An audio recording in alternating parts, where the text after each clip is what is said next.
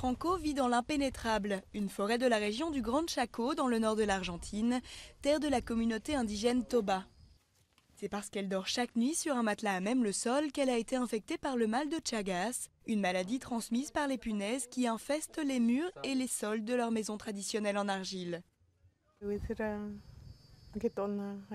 C'est comme si j'avais un poids sur le cœur.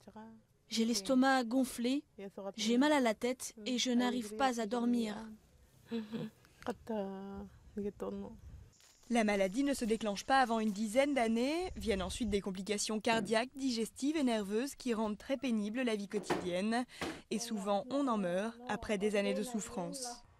Isolés, les Tobas ont difficilement accès aux soins. Se payer un voyage à Buenos Aires pour aller dans un centre spécialisé est hors de leur portée.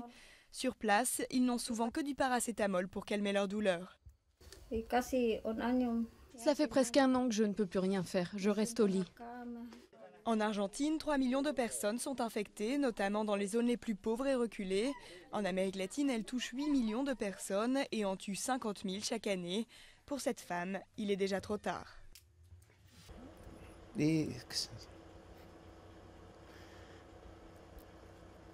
Ce sont des choses très difficiles. Un groupe de médecins bénévoles traverse la forêt impénétrable 2 fois par an. Leur objectif, soulager les malades et surtout faire de la prévention parmi les Tobas. Les enfants sont la priorité.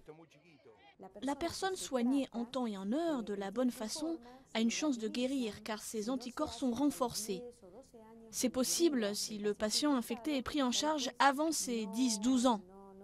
Après, c'est inutile car la maladie est installée. Le bénévolat est un pansement là où il faudrait un traitement de choc.